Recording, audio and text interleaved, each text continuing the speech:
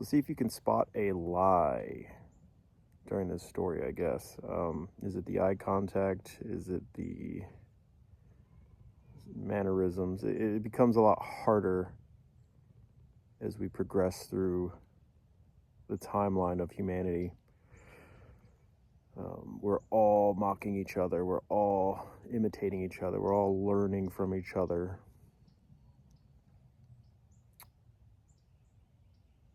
So it becomes very difficult. The point is, I'm trying to tell you this story of Lone Survivor, my version, and what it means to me. So here we are at the top.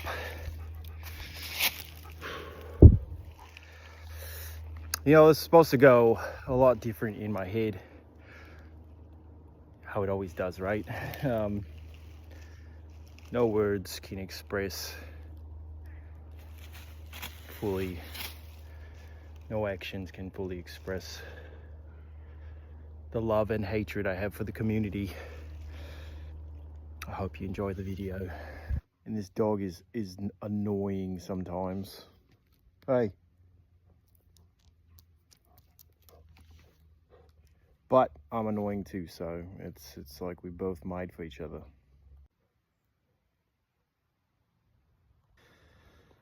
So when I started, so when was, take us back to the beginning.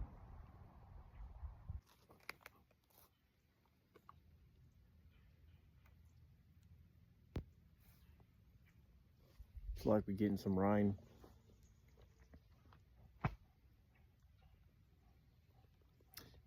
So in the beginning, long story short, what Lone Survivor means to me. I think when Marcus told his story and wrote his book and made his movie, it's I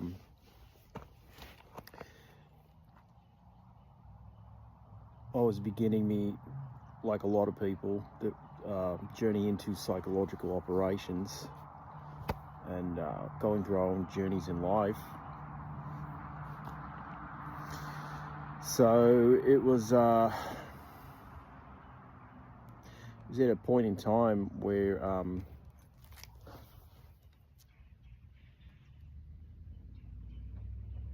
we all had our own traumas, and to then experience someone else's trauma on the screen and in your mind, it kind of took you to that place. Now, I don't think it'll ever be quite as it was actually on the mountain in the Hindu Kush, but the idea is it was so vivid and so traumatic in itself. It's the same blueprint for Black Hawk Down, the same blueprint, and the vision or the idea that soldiers being paraded on camera by the enemy is traumatic, and it's used as propaganda, but it's very effective, and recruiting propaganda, and it's really designed really well for the younger generations, really see how they gauge war and their own country amongst other countries and conflict. Are you more traumatized at the idea of one of your fellow citizens, or is it, you know, being KIA'd? So let's put it this way: when I heard about that there were Navy SEALs that weren't going to be able to participate in Christmas,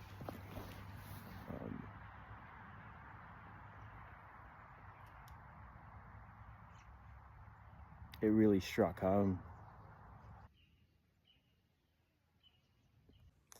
So what does Lone Survivor mean to me? It is an epic story, an epic tale of heroism. A band of brothers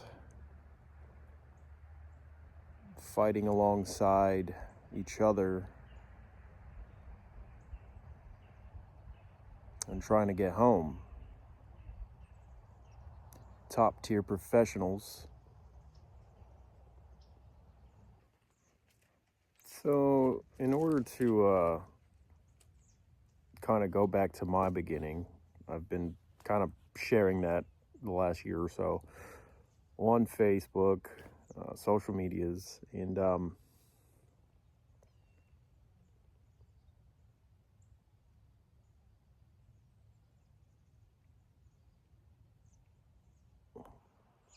you'd have to kind of go back to the beginning of when I was in SEAL team or Delta team. Now, I say that because when you're in special operations at top tier levels,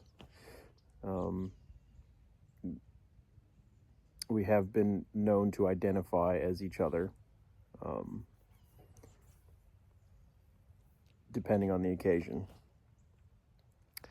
Like, so SEALs will tell you they're Delta or Green Berets, and Green Berets or Delta will tell you they are SEALs. And this happens every now and then, and it's mainly to confuse the enemy, confuse targets, confuse anyone that might be looking to investigate or acquire information about specific units. So I say good luck finding out which teams I were on. It'll be the runaround, really. So that's the origin of my story within the teams, back in 2005, 2006 time frame, working with conventional traditional Army units embedded within infantry platoons, and then conducting force reconnaissance and reconnaissance operations, which led into my work with CID, and after uniformed services, my work with stateside domestic, working again with CID and local law enforcement. So I've said before that Marcus Luttrell and his movie, his book, helped me through some really dark times. And it's very true. And it still has, and it still does. If it were so simple, to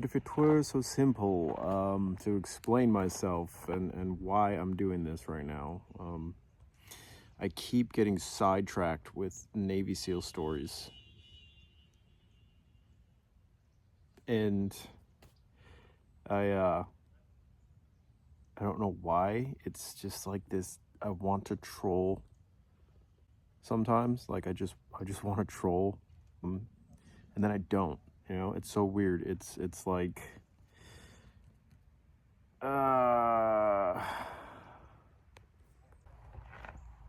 if there's one thing Navy SEALs love talking about, it's the experience on the grinder. Some love grinder, some don't love grinder. That's all I know. Yeah, so I'm thinking about starting a new website. It's called Only SEALs. It's kind of a mix of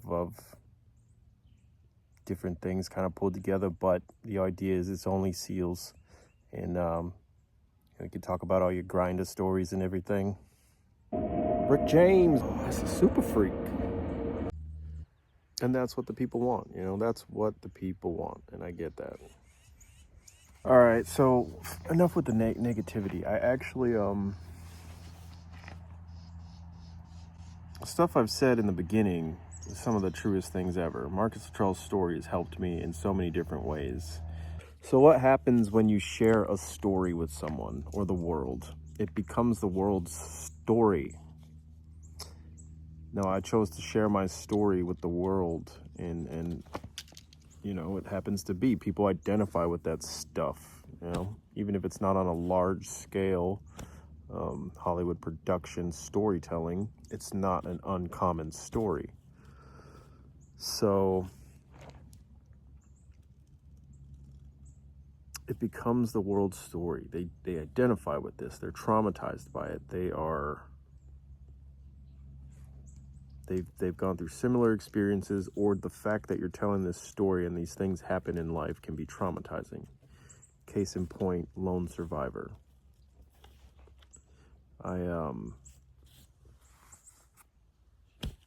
It's a traumatic story, you know. And once Marcus told his story, wrote his book, it became a lot of people's stories. You know, they felt that feeling of loss, patriotism, trauma.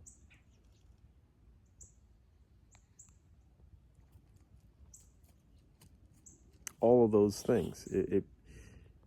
People start identifying with that. It motivates people. You know, the lone survivor's story, in my opinion, that was not the only loss. It was the Operation Red Wings were not the only casualties. The men and women of Operation Red Wings were not the only casualties. All the people it motivated to join up after watching or reading the book, and the repercussions of that. It's compounding effects of life.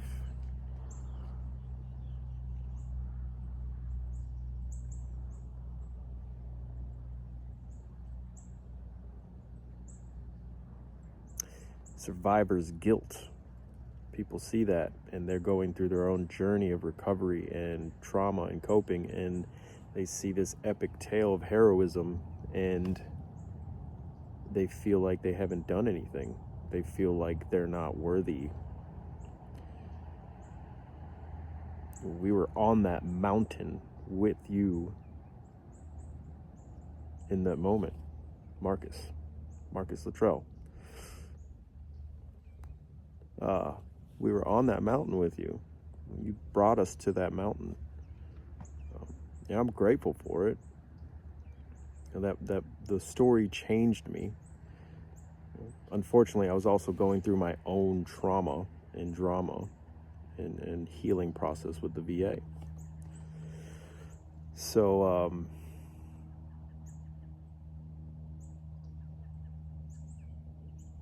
I relate to that. I relate to that story, although I was not physically actually there. You know, a part of us psychologically was there when you decided to share your story on that level.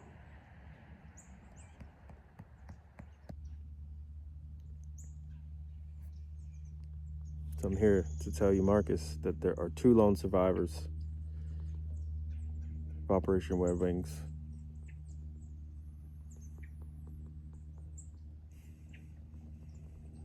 And we're 2 lone survivors traveling through life.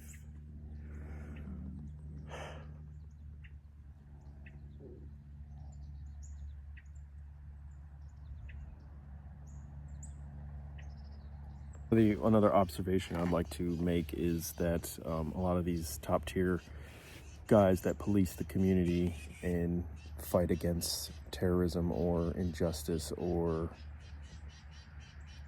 stuff like that turn a blind eye and look the other way.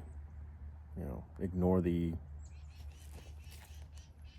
whatever. You know what I mean? And like, because of this, that, or this. And I don't know, man. In all fairness,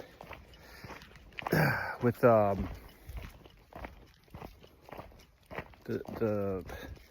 Navy SEAL stuff, the special ops stuff, the top tier podcaster guys, right? There's people can hate on them all they want, and there were times when I hated. It's a vicious circle. It's a vicious community, but ultimately, all those platforms have helped me in my journey, and I'm very grateful. Strong Mind, so Jocko, Team Never Quit, you know, even the smaller ones, just keeping up with the community, and not just in special ops, but like random people, their platforms has helped me along my journey. So in true spirit of Christmas, you know, I don't want to be a hater, but I'll tell you the truth, I couldn't perform at that level necessarily consistently like Sean Ryan or, you know, Marcus, Jocko. Those guys are performing, you know, or GBRS group. Yeah, those guys are performing at high levels consistently. You know, I might have a hit video here and there that might go viral or interesting points of views, but the amount of work and dedication those different groups put in makes it really hard to hate on them, you know, other than just the jealousy factor most people get is the jealousy factor. You want to be that, but can you perform at that level, you know, consistently? Most people can't, and that's what sets people apart. It's just the way it is. So Merry Christmas. I mentioned a lot of SEALs in that last video, or in the first part of the video. The guys performing at top levels too, Nate, Shrek, all those guys, consistent performance, consistent levels. So like I said, I can get in there and jest or joke with the rest of them, but you know, their platforms are designed to,